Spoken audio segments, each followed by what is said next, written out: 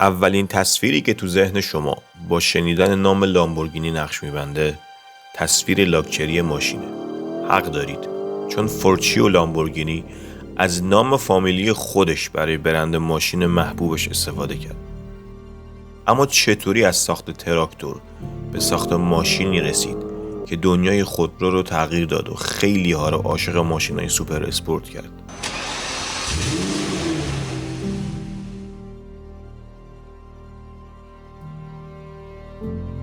بچه که بود دستش همیشه سیاه و خاکی بود، یا از روغن موتور یا از خاک مزرعه. فورچیو لامبورگینی توی یه روستای کوچیک توی ایتالیا به دنیا اومده بود، توی خانواده کشاورز. اما اون فرق داشت. به جای اینکه دلش برای زمین و محصول بتپه، مجذوب پیچ و مهره و موتور بود. هرچی که تو مزرعه خراب میشد میبرد زیر دستش، بازش میکرد، میساختش دوباره. ولی دنیا همیشه هم به آدم فرصت نمیده که رویای بچگیشو دنبال کنه. جنگ جهانی دوم شروع شد و فورچیو رو فرستادن به جبهه. اونجا بود که مهارتش تو مکانیکی به دردش خورد. سریع یاد گرفت که چطور موتورهای جنگی رو تعمیر کنه. تو همون شرایط سخت، بین صدای گلوله و بوی سوخت، فهمید که این همون چیزیه که عاشقشه: ساختن، بهتر کردن و خلق کردن. وقتی جنگ تموم شد برگشت به ایتالیا، اما اوضاع نابود بود. کشورش پر از ویرانی بود و مردم نون نداشتن بخورن، چه برسه به خرید ماشین.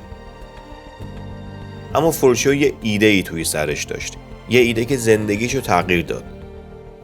اون روزا تو ایتالیا تراکتور کم بود و کشاورزا به مشکل خورده بودن. فورچیو شروع کرد به سرهم کردن تراکتور با قطعات ماشینای ارزون و از کار افتاده.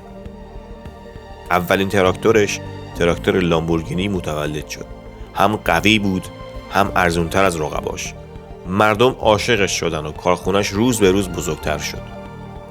حالا دیگه لامبورگینی فقط یه مکانیک نبود، شده بود یه صنعتگر، یه نابغه تو ساخت ماشینای سنگین. ولی این پایان ماجرا نبود، چون اون یه عشق دیگه هم داشت: سرعت.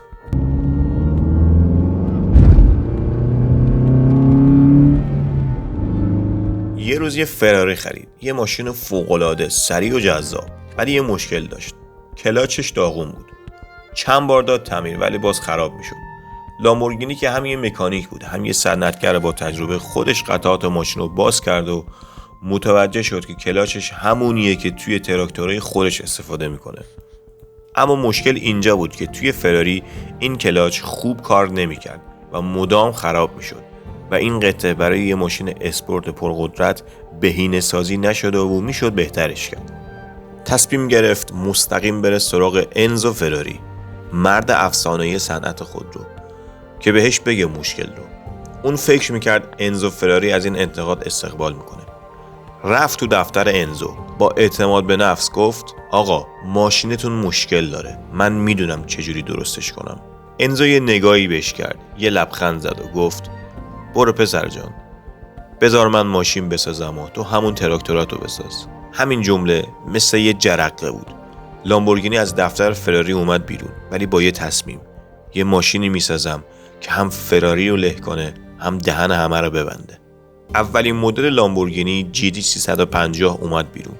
یه ماشین لوکس، سریع، بدون نقص، بهتر از چیزی که انزو فکرشو میکرد. کم کم مدل‌های بعدی هم اومدن بیرون: میورا، کانتاش، دیابلو، مورسیولاگو و در نهایت اونتادور. ماشینایی که فقط یه خودرو نبودن، یه نماد بودن: نماد قدرت، سرعت و انتقام. هر لامبورگینی که ساخته میشد یه پیام داشت: هیچ وقت کسی رو دست کم نگیر. فورچیو لامبورگینی شاید مثل بقیه آدمای زمان خودش زندگی نکرد، اما یه چیزی رو به همه دنیا نشون داد: وقتی بهت میگن نمیتونی، همون لحظه است که باید نشون بدی میتونی.